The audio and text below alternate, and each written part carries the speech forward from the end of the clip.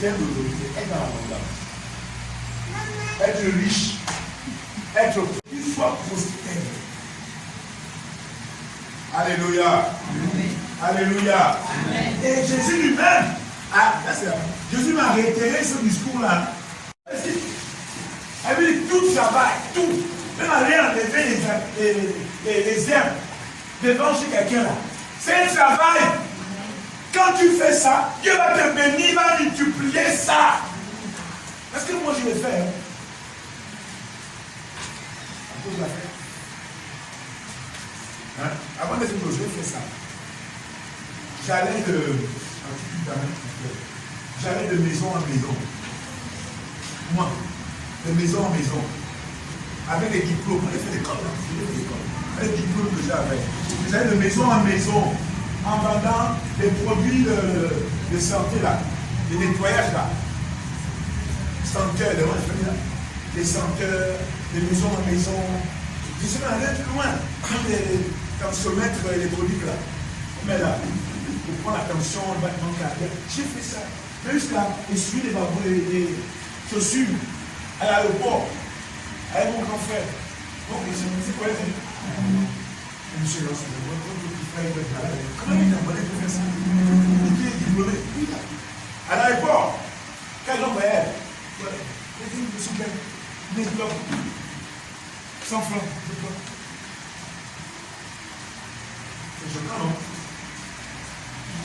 Oh mon Dieu. C'est choquant, non? Mais j'ai fait ça. Au marché, mon bouet, dedans là-bas, il fallait faire les tensions aux mamans qui vendent le magnon, le poisson, au marché, mon bouet, il fallait faire pour les tensions. Et ça, ça veut payer l'école, mon fils là. Vous voyez là. Vous voyez, non? Il va en première S. Celui-là, mon Dieu, ça là. Vous voyez, il va en première S. Il est parmi les meilleurs de l'école. Mais c'est avec ça que je payais son école à la farandole. Alors on donne là-bas, on donne la libre. L'argent que je payais, c'est je payais l'école de mon fils. Vous savez, ça que je payais. Quand on venait chez moi, mon canal, mon premier canal, un tel canal là, ça allait faire bien un tel canal. C'est toujours là-bas. Merci. Parce que vous avez compris que tout travail fait quoi? Procure de l'abondance. Et pas on va commettre là en semaine, vous ne faites rien. Mais c'est un péché. Vous devez dire que c'est un péché quand vous le lundi, mardi, mercredi, il n'y a pas le petit vous faites rien. Vous péchez. C'est pas différent, mais il fallait forniquer. On est fait pareil. Celui qui ne travaille pas, il va dans l'enfer. Elle nous le dit au pas que vous comprenez que non. Tu ne travailles pas, tu ne vas plus dans le ciel. Ah oui. Vous devez travailler et dire que dimanche, je vais maintenant remercier Dieu pour le travail qu'il m'a donné en semaine. C'est que font les Nigériens. Les Nigériens vous demandez l'argent. C'est qu'il faut. Il faut aller gosser les voir. Quand vous irez à l'Afrique de l'Ouest, vous allez voir leur mentalité. C'est ce que dit voilà, dans l'Afrique. Comme vous allez, c'est pareil. Il est là à Douala au Cameroun. Ah, Yaoundé, à Douala. Ils sont là. Ils sont vifs, non? Faites tout. Première fois, 99, tu vas à Douala. Ah, moi je suis gagné au pays. Je ne connais pas les chiffres. Il est 4 heures du matin. Et comme c'était à 10 heures. Wow, c'est comment? Je porte, je suis dans le cas. Quand je joue, c'est encore noir. Je regarde 4 heures. Mais la situation est intense. Là-bas, fond de repos, il travaille. Et quand il vient ici, pour le démontre, c'est là où il demande l'argent au Camerounais, au Nigérian, donne-moi l'argent. Tu viens prendre le bon. Tu prends le bon. La Bible déclare que malheur à celui qui augmente le fardeau de ses dettes. Celui qui prend les bons, il est maudit. La Bible dit ça. Quand il prend les bons, Dieu est maudit. Dites, stand up, c'est long. C'est pas bien, c'est frère, il faut les secouer un peu. Comment les hommes de Dieu, femmes de Dieu, vont rester sans rien faire? Mais c'est un péché. Dites avec moi. Celui qui prend les bons, Celui qui prend les bons. Se maudit lui-même. Celui qui prend les bons. Appelle la pauvreté. Alors, j'arrête. Prends les bons. Au nom de Jésus. Amen. C'est ça. L'abondance, c'est pas l'abondance. C'est pas les messages qu'on vous parle là, dans les sourires pour faire on la connaît. Non, c'est faux. Vous devez avoir le goût de l'effort. Le goût de l'effort. Quand tu prends là-bas, comment tu vas faire l'effort. Quand tu donnes l'argent que tu as travaillé, tu es sucré. Quand tu mets la fête, comment tu mets la fête là? La fête, c'est à vous de mon travail. Bien travaillé, tu m'as donné l'argent. Tu mérites l'argent. Mais l'argent qu'on n'a pas mérité, hein, tu n'as pas le goût. Tu vas vite. Tu n'as pas travaillé ça. Et l'argent a quand même la malédiction. Alléluia. Amen. Jésus dit, il est venu pour connaître la vie. Et la vie comment, Anna? Abondance. Merci beaucoup. Attendez pour voir l'entendre.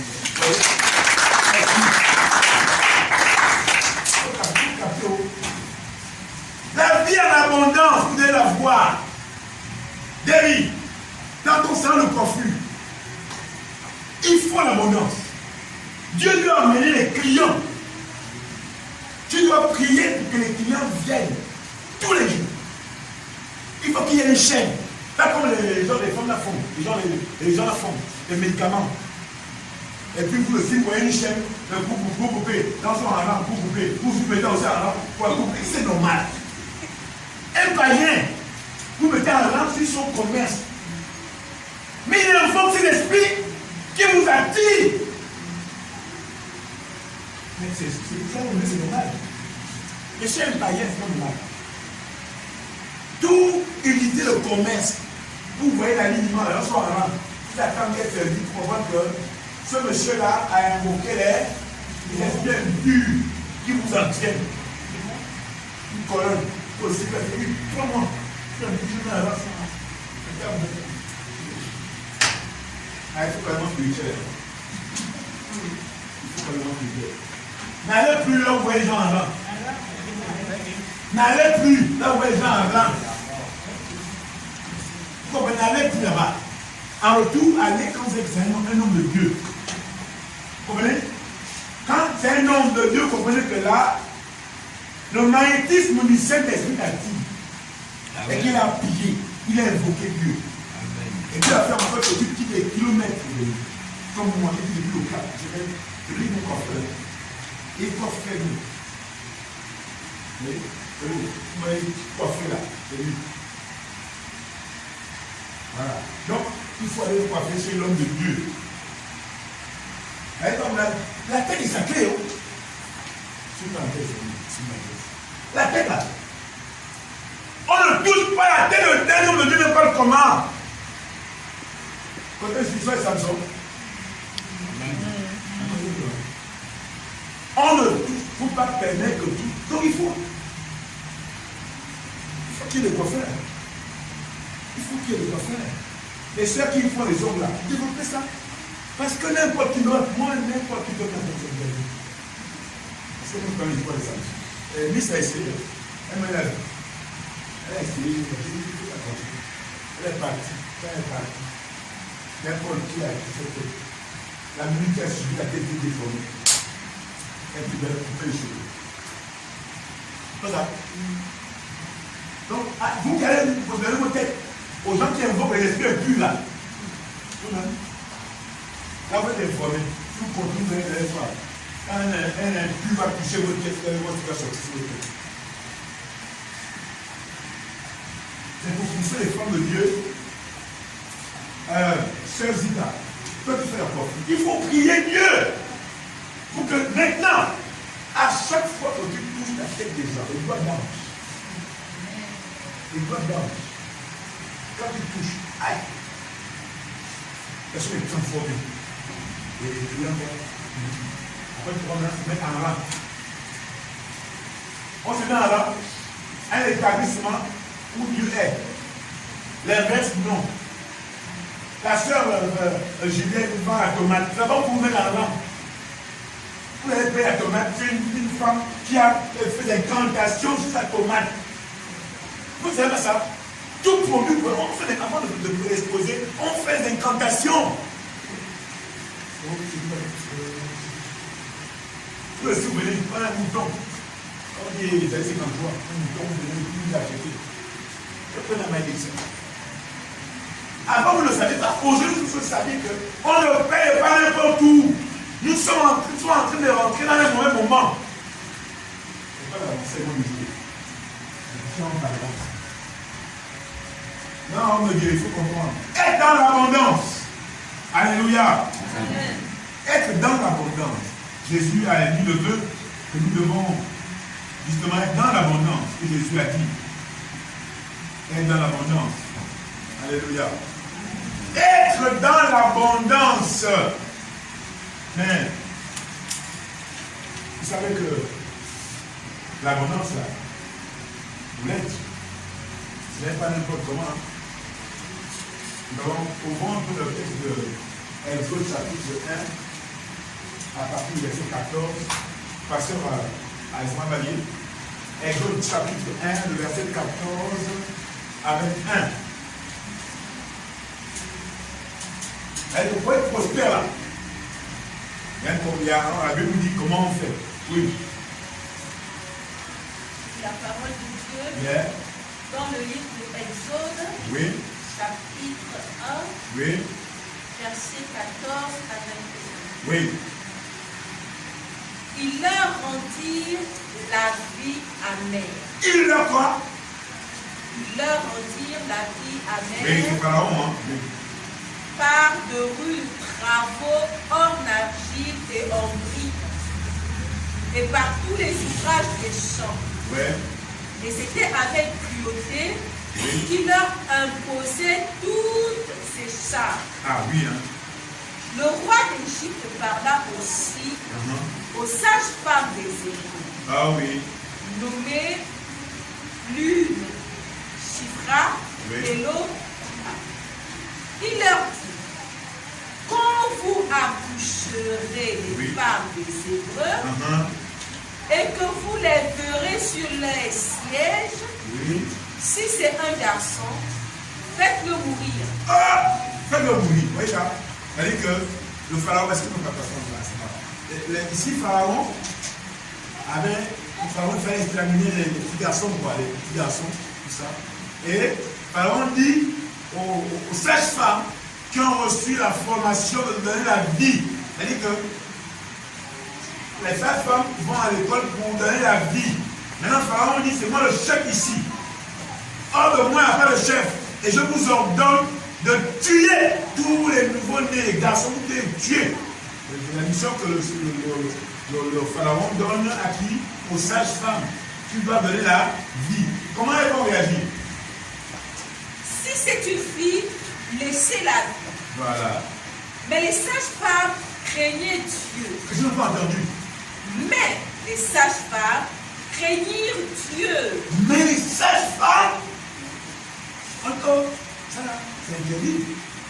Comment on peut tuer un nouveau-né?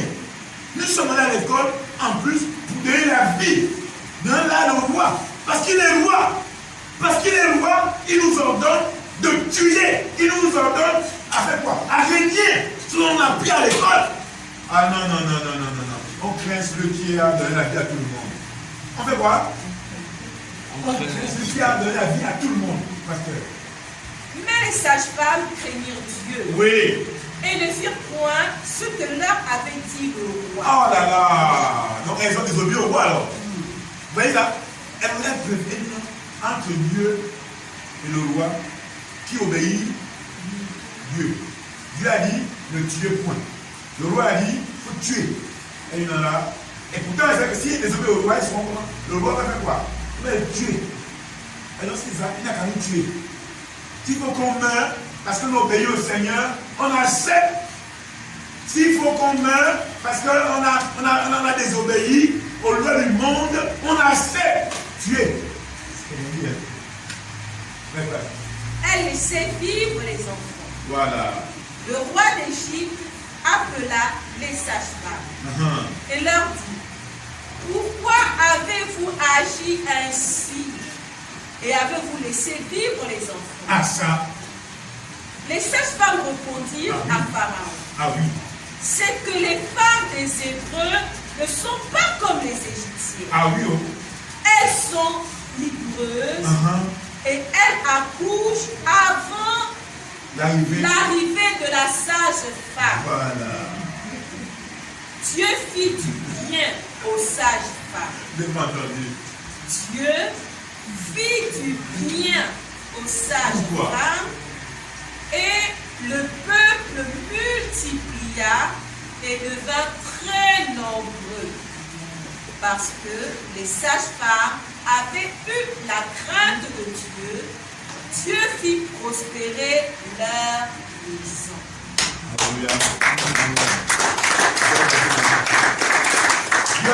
Dieu a fait prospérer leur maison. Pourquoi? Parce qu'elles ont eu la crainte envers. Vous comprenez? Donc la prospérité que vous cherchez là, on ne la trouve pas maintenant. C'est la crainte de Dieu qui amène la prospérité. Est-ce que vous comprenez? Là, je vous ai montré l'exemple des femmes qui ont subi, c'est là ce que nous faisons là. On dit Pharaon, on blague Pharaon. Il n'y a pas un, je ne sais pas. Pharaon, c'était un tout puissant. Mais on dit à Pharaon que, malgré ta puissance, nous désavons ton orientation. Parce que nous respectons le Dieu qui a créé le ciel et la terre. Vous comprenez? Donc lorsqu'on craint Dieu, vous appelez quoi? La prospérité. Et la Bible dit que parce qu'elles ont respecté Dieu, Dieu a fait quoi? Dieu a fait prospérer leur maison. La maison, il y a les enfants. La maison, les enfants vont à l'école. Les enfants sont les braqueurs. Oh, il y a les mamans qui souffrent. Les enfants, c'est des braqueurs. Quand l'enfant est braqueur, c'est un signe de malédiction. Ça veut dire que tu ne vas pas craindre Dieu. Tu as entendu. Dieu a fait prospérer leur maison avant le bac. 17 ans, taxé.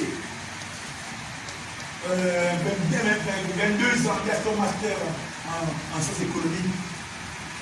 22 ans, il a son master en génie électrique. Parce que Dieu a fait quoi? Prospérer leur maison. Pourquoi? Parce qu'elles l'ont. Est-ce que vous comprenez? Pourquoi vous plaignez? Mes enfants. Mais pourquoi vous regardez le oui? Est-ce que tu respectes Dieu?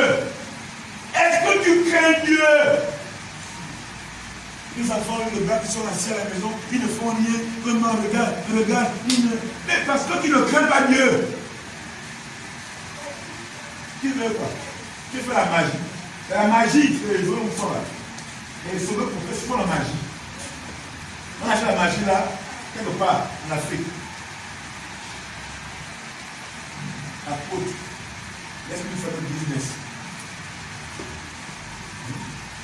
Laisse-nous faire notre business. Donc, eux, ils savent que nous font. Donc, ils vont en payer ça quelque part. Et puis, quand ils vous racontent, ça, vous croyez à cette magie. Le véritable enseignement, c'est vous dire que vous devez craindre Dieu. Vous devez craindre Dieu. Et parce que vous devez manifester la crainte envers Dieu, Dieu va faire prospérer votre maison. Vous devez la maison, vous devez le sac de vie. Vous devez l'essentiel. Vous devez manger, boire. Vous n'avez pas la tension. Ah, il est 6 heures. Vous êtes de haut. Comment ça pour vous avec les voisins? Ça, c'est l'oisiveté. Quand on se réveille le matin, on a un programme. Il doit aller travailler. Quand il faut aller ménager, il faut aller, je ne sais pas quoi, débrousser, tu dois être travailler. Tu ne dois pas être la journée, je suis là. J'attends un champion qui va passer dans la rue, dit, ah, tiens, quand même 500. En tout cas, la comptez pas sur la peau de ça. Mon argent, je dois pas son temps. Ah non. Mon argent, c'est pour les nécessiteux. L'argent de la peau, c'est pour qui? Les nécessités. Les nécessités, c'est qui? Celui qui est dans le besoin. Et une fois, on t'a donné, c'est pour que tu donnes aux autres. On ne te donnera pas continuellement, c'est pas vrai. Ah, maintenant, c'est la sorcellerie qui veut convaincre le juge. Non. Alléluia. Amen. Alléluia. Amen. Donc, la Bible nous dit que, si vous avez de la crainte, vous serez prospères. 3 Jean, chapitre 1, verset 2, a dit, je veux que tu sois comment? Prospère. Je veux que tu sois comment? Prospère. À quel niveau? À tous égards. Un seul niveau? Un seul niveau? Non. À tous égards, non? Donc tout ce que tu fais, n'est-ce pas? Après cela, et que tu sois aussi comment? En bonne santé. Donc ceux qui courent là, les fins du mois, ils courent après les médecins, ils comprennent qu'ils ont un problème. Il n'y a pas la crainte de Dieu. Vous avez compris? Quand votre argent va dans les pharmacies, ça veut donc dire que vous ne craignez pas Dieu. C'est écrit, comment qu'il dit ça? Vous savez, c'est écrit, non? Mais ici, c'est la faute. Alléluia. C'est vrai que vous avez raison, moi je suis dit, frère, non, non. Acclamation pour le Messie, s'il vous plaît. Vous voyez? Il quitte Simon de Minoubé pour père. Oui. Il a dit à Minoubé pour père. Et c'est normal qu'il avait avant celui qui avait ici. Madame, vous voyez là, elle est au 12. Elle est au 12 fond là. Donc, ce n'est pas une excuse pour venir en retard à l'église. C'est pas vrai. Quand les jours qui vont arriver, quand il est 10h15, on fait. La pasteur est là, 10h15, plus personne n'entre. Personne ne dehors. Ah oui. Si on est deux, c'est pas deux. On voit Dieu que nous, on a couru pour être à l'heure dans la grâce de Dieu.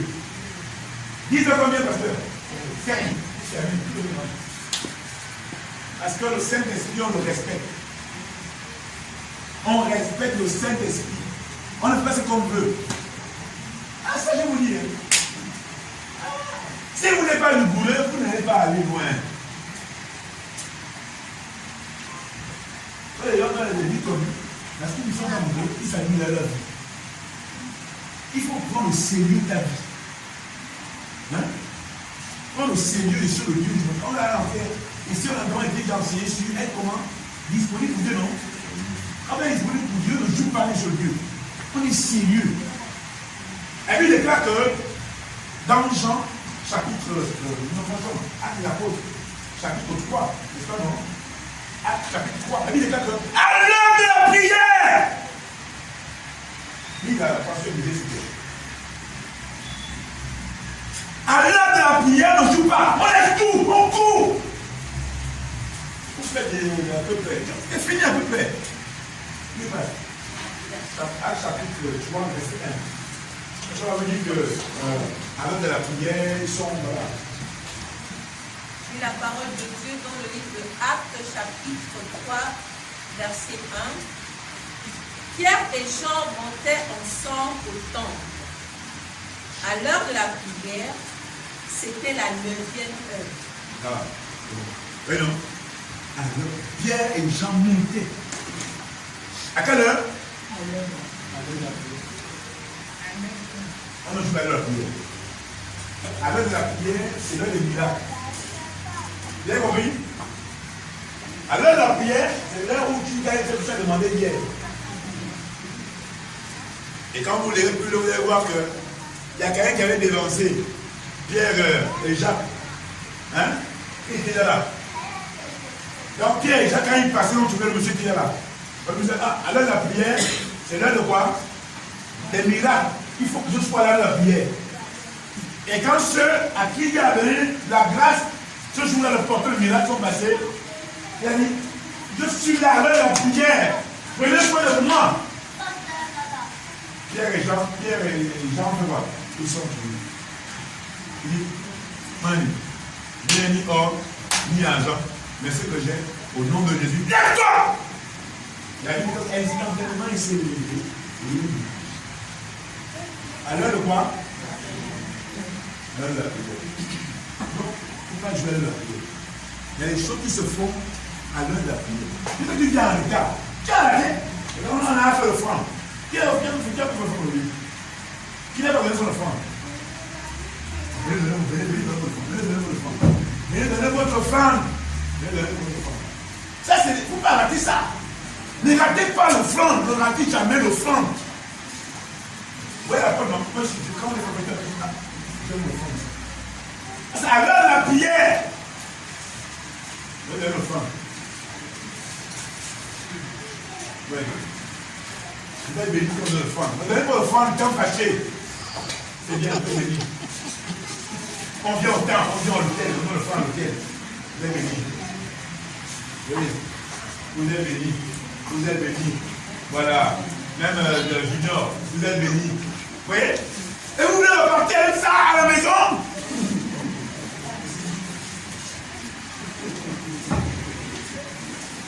À l'heure de la prière, il faut être à l'heure.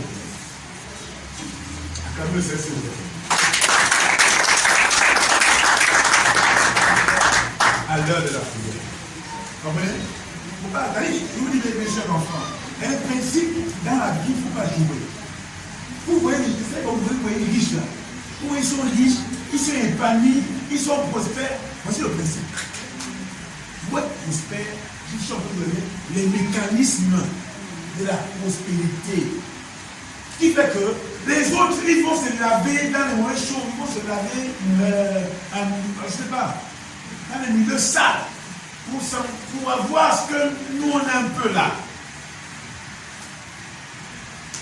Même les enfants se déplacent, venir donner l'offrande. Regardez, même les enfants.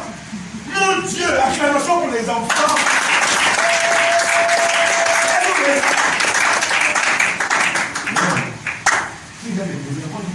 Nous, on doit donner le pas. Mais comme Jésus a dit que laissez venir à moi les petits enfants. Oui, non. Et Jésus s'est opposé aux pharisiens qui ne voulaient pas que les enfants soient bénis. Donc moi, je ne veux pas être ce pharisien-là. Jésus a dit, ne vous opposez pas aux enfants. Quand l'enfant veut bénir, fait le bien, il faut qu'il fasse. L'heure de la prière, il faut dire ça. Ah, les parents. Donc, je pense que j'ai été très clair, hein, même s'il a dit encore, mais bon, c'est très clair. Il faut craindre Dieu. Alléluia. Amen. Alléluia. Amen. Et puis, pour ceux qui aiment bien lire la Bible, vous voyez ça dans le livre de Proverbes, au chapitre 8, verset 13. J'aime bien cette définition. Je n'aime pas la définition de la canne, c'est le commencement de la salle. Je n'aime pas ça. Assez bien.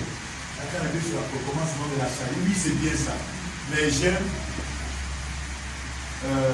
la parole de Proverbe 8, 13. La sœur Valie. Et puis, David aussi. Proverbe 8, 13. J'aime cette définition.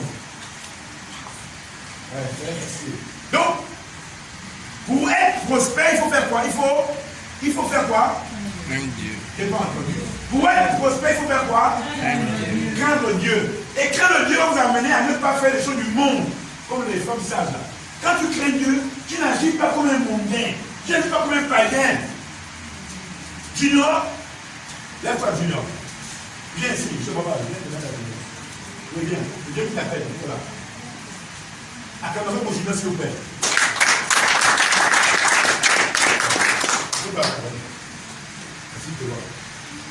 Quand tu crains Dieu, tu ne te mets pas dans les positions des païens. C'est-à-dire qu'il est menu, ou tu es dehors menu, avec un païen. Comment un enfant peut faire le menu dehors, alors que l'État a dit que tout le monde doit être à la maison à plus tard de 1 heure? C'est écrit, non? Mais toi, tu es dehors, après cette heure-là. C'est-à-dire que tu es exposé à la mort. C'est-à-dire qu'il n'y a pas d'élément pour te protéger. On ne peut pas.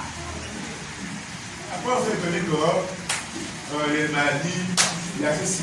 Mais tu violes non seulement Dieu, mais les décisions que Dieu a dit aux hommes qui toi tu violes ça. Donc la crainte de Dieu, oui, disait, Lévi a trouvé.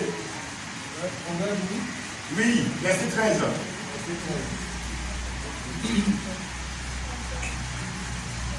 On va lire la parole dans Proverbe 8, verset 13. Ouais. Être soumis au Seigneur, c'est détester le mal. J'ai pas entendu. Être soumis au Seigneur, c'est détester le mal. Être soumis au Seigneur, c'est détester le quoi? Le mal. La crainte de Dieu, c'est quoi? C'est la soumission à Dieu.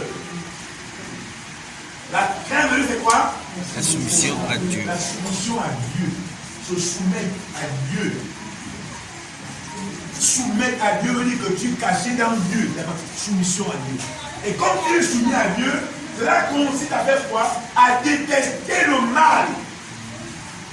Détester le mal. Junior, le mal c'est quoi? De ton point de vue.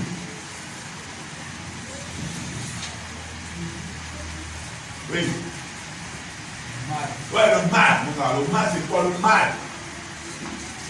Mal, ouais, mais c'est là qu'on le Oui. Quand je parle à quelqu'un, il manque de respect, Lui manquer le respect. le voler, Voler. importuner, Importuner. le frapper, Frapper. l'haïr, Haïr. le converser. Congrosser. Encore, dans le mal. Conseil pour toi. Toi, c'est le mal, c'est là. Dis donc mal.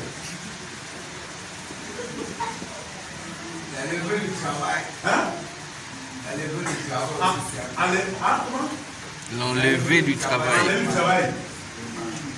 Qui t'allait au travail? Qui allait au travail? Comment ça? Torse nu. C'est une fois où t'allais au travail. Oui, faire le mal, c'est quoi? Prendre la bière, c'est faire le mal. Moi, le vin, Prendre le vin, c'est faire le mal, mon gars. moi, le vin, c'est Prendre le vin, c'est faire le mal. Alléluia. Amen. Prendre la clope, c'est faire le Mal. comme on dit. C'est pas entendu. Fais voir. prendre la cigarette, c'est faire du mal. Prendre la cigarette, c'est faire du mal.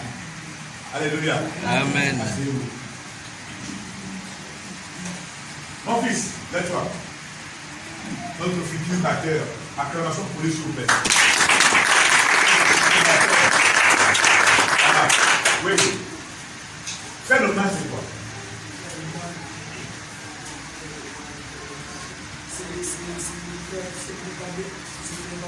Faire ce qui va bon. Oui, c'est quoi tout ça bon? Faut se dire les choses là.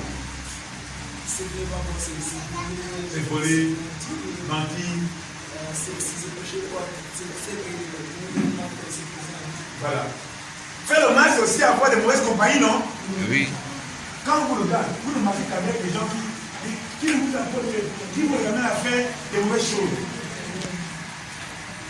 Mais il y a des gens qui ne passent que leur temps qu'avec les fumeurs, avec les drogués, avec. Et quand vous passez leur temps, c'est pas pour dire Jésus t'aime, pas pour dire Jésus est allé à toi, non. C'est pour dire, ah non, tu as dit tel. Et ça fait du mal. Donc la crainte de Dieu, c'est détester de faire ces choses-là, le mal-là. Et quand vous avez été habitué, la prospérité va venir. Parce que là, vous dites, quand Dieu fait quoi? C'est vous dire que vous ne devez pas rester comme ça, vous savez. Quand tu crains Dieu, tu ne peux pas rester comme ça. 6 heures jusqu'à 20 heures, tu attends le tonton, tu attends la cantine, tu attends le frère, tu attends la soeur, tu attends le fils. Il y a des mamans qui exposent leurs filles à ce qu'elles sont des prostituées. C'est ça, là, tu veux voir? Parce qu'elle attend ma fille. Ma fille est partie. Faire le mal, c'est adopter ton propre. Donc, craindre le Dieu doit te dire, il faut éviter de faire ça. Parce que après, tu vas aller faire comme tu vas aller travailler. Et quand tu travailles, comme la Bible dit, tu travailles pour plus là. Abondance. Ça va dans l'abondance. Enfin. Alléluia. Amen. Alléluia. Amen. Est-ce qu'on m'a compris? Est-ce qu'on m'a compris? Amen. Est-ce qu'on a compris? Amen. Est-ce qu'on a compris? Amen. Est-ce qu'à partir d'aujourd'hui, le peuple de la maison de l'Éternel va te croiser les bras? Hein? Il y a le travail, hein? Nous, il existe, il y a le travail à faire. Il y a le travail. Il y a le travail. À partir d'aujourd'hui, il faut plus que quand on voit les gens qui sont les mines de l'enfer, les gens quand on regarde, tu sens que tu es là, ils passent la semaine toujours en train de se culpabiliser. Non! Ah! Comment les gens peuvent être sauvés quand on fait comme ça? Pas normal. Donc, être dans l'abondance, parce que c'est la volonté de Dieu. Il a dit, je veux que Teddy soit prospère à tous égards. Amen. Et qu'il soit en bonne santé. Amen. Parce que telle est la volonté de Jésus lui-même. Dans Jean chapitre 10, verset 10, seconde partie, où il a dit, il est venu pour que tu aies la vie, mais la vie en abondance. Mais pour que tu sois dans cette abondance, il a dit quoi? Il a dit, nous devons mener une vie de crainte de l'Éternel, comme les sages femmes qui ont tenu tête à un homme qui leur avait dit qu'il faut désobéir, hein, à la loi de Dieu. Donne non. Dieu nous a dit, on doit travailler. Je travaille. Dieu nous a dit, on doit éduquer nos enfants. J'éduque mes enfants. Dieu m'a dit qu'il ne faut pas que mon corps soit une poubelle. Dieu m'a dit qu'il faut que mon corps soit quoi? Une poubelle. Parce qu'un homme qui vient avec toi, il te couche, il part, il ne te marie pas. Devant Dieu, ton corps est une poubelle. Oui, c'est ça la poubelle. J'ai fini. Poubelle. Vous voyez? On jette dans la poubelle ce qui n'est plus utile. Donc, quand tu crains Dieu, tu dois le savoir. Que parce que je crains Dieu, je refuse d'être une poubelle pour un monsieur qui ne m'épouse pas. En conséquence, qu'est-ce qui va arriver? Je suis dans l'abondance. Si l'homme est épanoui, quand le pape, comment? Monsieur, moi qui ai l'impression, c'est un collaborateur qui me dit ça. Il me dit ça au service là-bas, il me dit, commandant, on a l'impression que vous n'êtes pas prêt. Pourquoi? Il dit, j'ai l'impression que vous n'êtes pas prêt. Quand vous voyez vraiment, vous avez l'impression que vous n'avez pas de problème, vous avez tout. J'ai ri. Après, j'ai dit au collaborateur, quand on a Jésus, on vit dans la paix. C'est-à-dire qu'on a l'assurance. Et on dit que Jésus s'occupe de nous. Jésus s'occupe de moi le lendemain. Pourquoi moi j'ai commencé à réfléchir? Non, ça c'est pas moi. Moi, ce que je dois faire, c'est me préoccuper d'annoncer l'évangile chaque jour. C'est tout. Oui. Quand on parle, quand on est aujourd'hui, ma préoccupation, annoncer l'évangile toute la semaine. Et le message le dimanche prochain, Seigneur, bénis ton peuple, la main éternelle. Seigneur, bénis ton peuple, Seigneur, donne la pensée. Voilà ma préoccupation. Donc, je n'ai pas le temps de m'asseoir en un maquis ou bien raconter. Non, je n'ai pas le temps pour ça. En conséquence, arrêtez au moment que Dieu fera que je sois à l'abri du besoin. Alléluia. Alléluia. Amen. Vous avez compris, non? Voici le message. Vivre dans l'abondance. Être dans l'abondance. Donc si vous voulez être dans l'abondance, vous voulez que le commandant vienne en costume bien. Voici, il faut travailler. Il faut craindre Dieu. Et si vous ne le faites pas, je vous dis, vous allez voir, vous êtes triste. Et vous allez vous ressembler au cimetière. Et quand on vous voit, on sent le cimetière. Il y a des gens comme ça. Oui. Et là, quand tu regardes, tu sens le cimetière. Un pasteur dit, comment ça? Il y a des gens, quand tu regardes, tu vois le cimetière. Pourquoi? Parce qu'il ne craint pas Dieu. Il ne craint pas Dieu. Il ils font semblant, ils font le cinéma. Mais quand ils font le cinéma, ils te mentent même. Quand ils font le cinéma, elle lui dit, tout ce que vous faites, faites de bon cœur. Comme pour le Seigneur. Tout ce que vous faites, tout ce. Quand tu viens à l'église, c'est de bon cœur. Quand tu prends ta Bible pour méditer à la maison, c'est de bon cœur. Quand tu prépares pour ton mari, pour tes enfants, pour ta femme, c'est de bon cœur. Quand tu vas annoncer l'évangile, c'est de bon cœur. Tout ce que tu fais, c'est de bon cœur.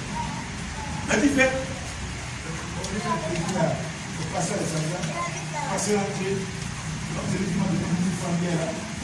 Si le bon pasteur la fait, parce que je suis mauvais, je vais quand même à l'église. Le pasteur ne va pas m'en vouloir. Tu viens, tu tires les pieds. Parce qu'il ne parle pas.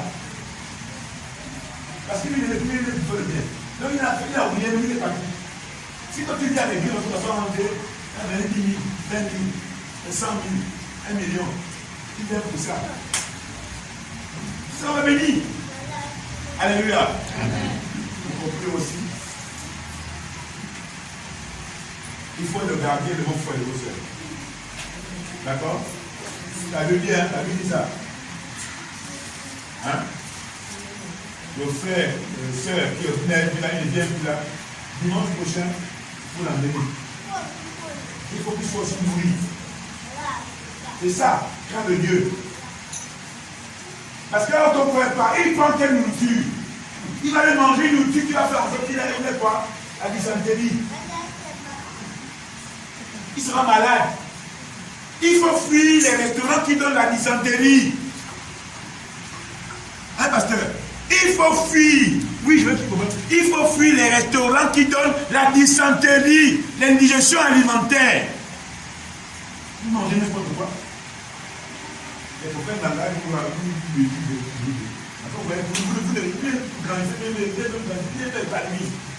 parce que vous mangez la mauvaise nourriture. Si vous mangez une nourriture qui est mal préparée, vous serez malade, le faux. La prospérité, c'est malade. Amen. Il faut aimer la scène de Dieu. Et la maison éternelle, c'est notre base, comme on disait, on savait notre petit là. Un petit est venu, non, on veut le synaptiser, tout ça le synaptiser. On est à 5 minutes maintenant. Tu vois ce que c'est? Comme tu dis dans le péché. Comment tu veux me parler à moi, ce que tu es? Tu vis dans le péché. Mais qu'est-ce que tu es? Encore plus différent d'un ganga. Le ganga peut se retirer, non? Mais il vit dans le péché. Détache-toi d'abord de ton péché. Après maintenant, le surnaturel avoir son sang. Parce que c'est écrit. Jésus a dit dans Marc chapitre 7, le verset 17 à 21, voici les miracles qui accompagneront ceux qui auront cru. À mon nom, ils chasseront les démons. Donc c'est non. Le surnaturel, c'est évident. Mais c'est pour qui? Pour ceux qui ont cru en Jésus. Le surnaturel, c'est pour qui? Ceux qui ont cru en Jésus. Et croire en Jésus, c'est fuir le péché. Et qui vit dans le péché, tu veux me parler de moi? Le surnaturel. Vous voyez ça? C'est un faux enseignement. C'est un faux enseignement. Et vous, beaucoup d'entre vous aussi, croyons en ça. Mais le ministère a procédé, ne veut pas ça. Parce que Dieu nous a dit qu'on est assis dans les fondements. Et quand on sera assis, vous pouvez aller de maison en maison, comme on l'a fait hier. De maison en maison, annoncer l'évangile, de maison en maison, de quartier en quartier, avec le cœur. Et puis voilà. Et si les gens en fait, vous le faire. Alléluia. Amen. Alléluia. Amen. Alléluia. Amen. Alléluia. Amen. J'ai terminé mon enseignement, mesdames et messieurs. Bien-aimés en Christ Jésus. Les enseignements qui nous sont donnés, ce n'est pas pour vous les jeter. Mais il faut pratiquer. Donc ici, la main éternelle a donné interdiction. Un membre d'ici ne doit pas être oisif. Le travail. Le travail. Celui qui ne travaille pas doit comprendre qu'il est en état de péché. En état de péché. Selon qu'il a dit que tout travail procure l'abondance. Mais aussi, au commencement en Genèse, Dieu a dit que tu mangeras la sueur de ton front. Pas du front, tu ne mangeras pas la sueur du front de l'apôtre ou du front d'un quelconque pasteur, mais tu mangeras à la sueur de ton front, pas la sueur de ton fils, de ta fille. Non. Est-ce qu'on a compris le message de Dieu? C'est ça. C'est tout ça. Et après, le nom de l'Éternel, le nom de Jésus aura des frères. Mesdames et messieurs, j'ai terminé pour lever ce couple-là. On peut se lever.